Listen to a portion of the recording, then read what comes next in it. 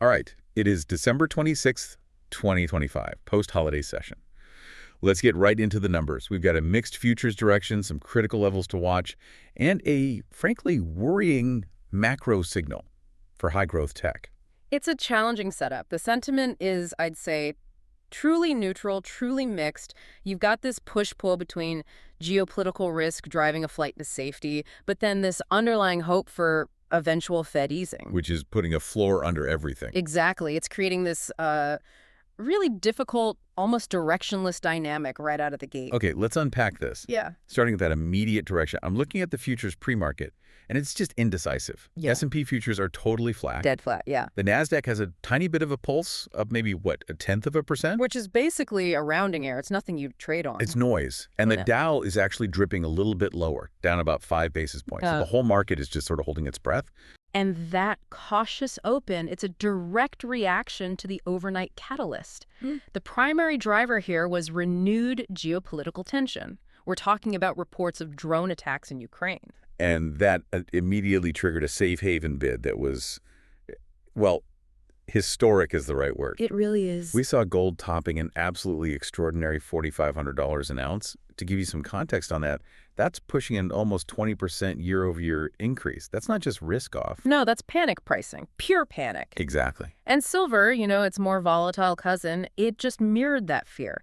It breached $75 an ounce. We even saw global data confirm this, with silver futures in India hitting a new peak of 2.32 lakh per kilogram. It just shows you the extent of that immediate flight to safety. Absolutely. When volatility spikes, money runs to metal. So, okay, here's the question then. We have this massive fear factor driving metals. Why isn't the rest of the market completely collapsing?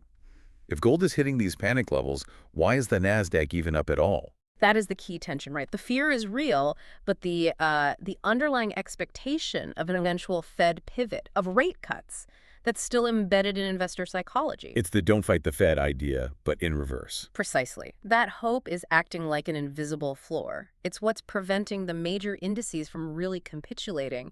It's a tug of war. The fear of today's risk versus the promise of cheaper money tomorrow. So we see panic driving metals. But what happens when that panic money tries to find a home in the equity market? Let's look at the names that are really acting like the economy's thermometers this morning, because the market is showing extreme selectivity.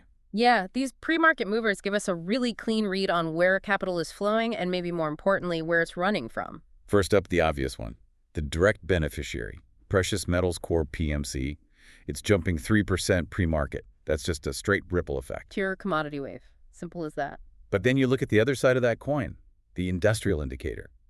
Industrial Components Group, ICG, is falling 2%. And that's a crystal clear signal. It's tied directly to declining stainless steel futures. And why should anyone care about stainless steel futures? Well, because it's a proxy for the real economy. It's used in, auto manufacturing, heavy infrastructure, capital goods. That 2% dip speaks to a soft spot in actual physical industrial activity. So money managers are basically betting on a slowdown. They're anticipating sluggish year-end demand, maybe an inventory clear-out or a pause in Q4 spending. It suggests that while the headline indices are flat, the physical economy might be hitting the brakes. And then I've got the third one, Agri-Tech Solutions, ATS, holding perfectly steady. Yep, just flat, reflecting indecisive soybean oil futures and a cautious ag outlook. So safety is flying, the physical economy is stalling, and agriculture is just waiting. That paints a really vivid picture, doesn't it? Extreme selectivity. And that selectivity leads us right into the one dominant rotation we are seeing pre-market. Artificial intelligence infrastructure. That's the one. It almost seems like it's completely decoupled from this cautious open. Why is AI infrastructure the one place money is flowing with any real conviction this morning? It's the ultimate picks and shovels thesis, but now it has this huge structural geopolitical tailwind. The demand for processing power, for data centers, for high-end hardware, it's just insatiable. And the geopolitical angle makes it almost defensive. Ironically, yes. These tensions accelerate spending. Countries realize they need sovereign AI capabilities, so that drives massive, non-discretionary investment into domestic infrastructure providers. It has both secular growth and this national security angle. I get the picks and shovels thesis, I do. But are we still talking about stocks with, extremely high valuations? If the 10-year yield is rising and we'll get to that, Huh. shouldn't even a name like NVIDIA feel that drag? Or is this sector just totally immune? That is the essential question, and for now, the answer seems to be a selective decoupling. Institutions are willing to pay the premium because the earnings are here now, and they're projected to compound so rapidly. I mean, look at NVIDIA. Their leadership isn't just the hardware, it's the whole ecosystem. It's CUDA. If you want to challenge them, you don't just need a better chip. You need to recreate an entire software language that developers have spent decades building on. The switching costs are massive. Prohibitive. And that creates a deep competitive moat that for now justifies the valuation, at least relative to the riskier, unprofitable growth stocks out there. That's a key distinction. Okay, so let's give you the specific levels that matter today for the titans in this space. For NVIDIA, NVDA, the bull case level we're watching is a sustained move above 1350. That 1350 level, that's your signal for a high conviction rally. It's driven by anticipation of new product cycles, especially the Blackwell adoption. But the bear case, the level that says be cautious, is $1,200. And a break there means what? A break of 1,200 suggests either the geopolitical supply chain risk is finally biting, or that the custom silicon competition from cloud providers is finally gaining some real traction. Okay, let's move to Palantir, PLTR, heavily focused on those big government and commercial contracts. For Palantir, the bull case is sustained trading above $30. That kind of action tells us the market believes they're finally scaling their commercial business and getting real margin expansion. Proving it's not just lumpy government work. Exactly. The bear case, on the other hand, is $22. If it drops below that, the market is signaling that its high valuation and the competition from software giants are just putting too much pressure on them. And we have to mention the key counter-rotation name here, Eli Lilly, LLY. This isn't tech, but it's the other dominant secular trend right now. The GLP-1 drug market, yeah.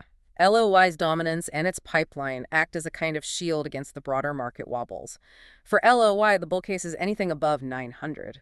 That would point to strong uptake of new indications or positive news on manufacturing capacity. And the downside risk. Watch 780. That's the bear case. It would likely be triggered by intense competitive pricing pressure or some unexpected bad news from a clinical trial. But in a volatile market like this, LLY's stability often makes it an institutional safe haven. That gives us the battlefield. Now let's define the technical lines in the sand for the indices, especially focusing on this idea we mentioned, the dreaded liquidity trap. Right. A liquidity trap is basically when the market is stuck. It's not trending up, it's not trending down, it's just sideways chop.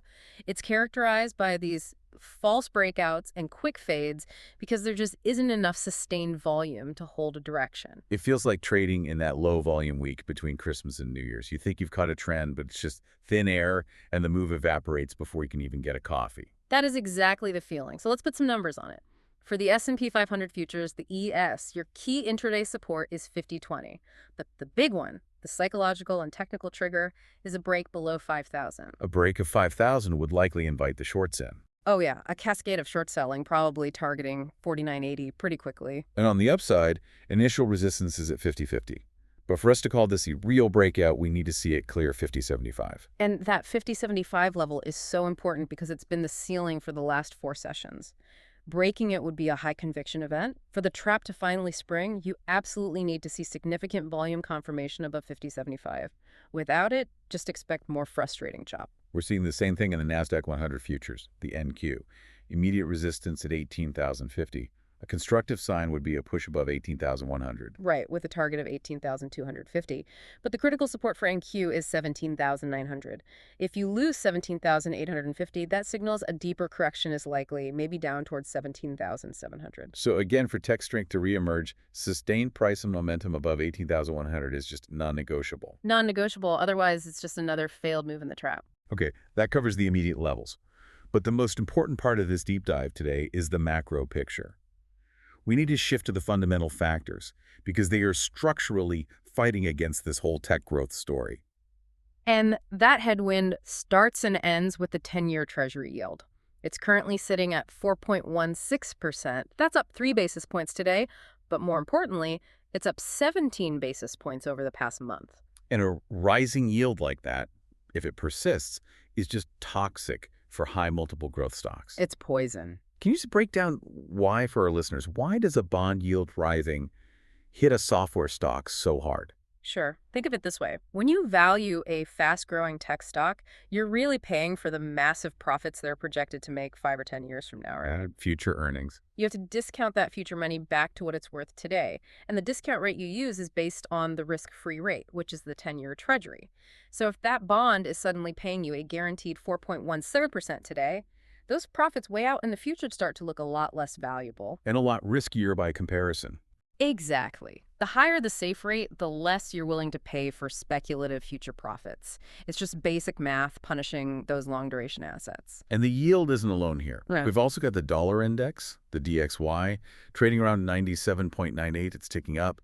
Why is a stronger dollar another headwind for the tech giants? The DXY headwind is twofold, and it hits their earnings reports directly.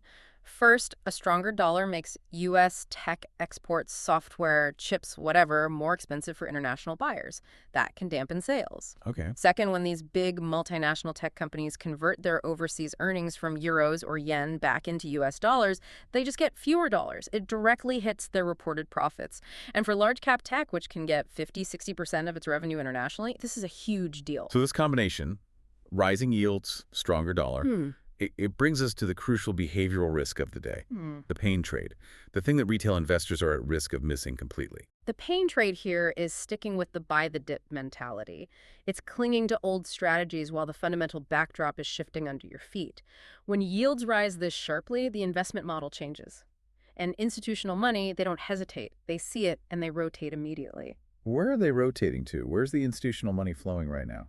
They're rotating out of those high PE, long-duration tech names and into sectors that either benefit from higher rates like financials or offer immediate value and pricing power like industrials and commodities, the very things we saw moving overnight.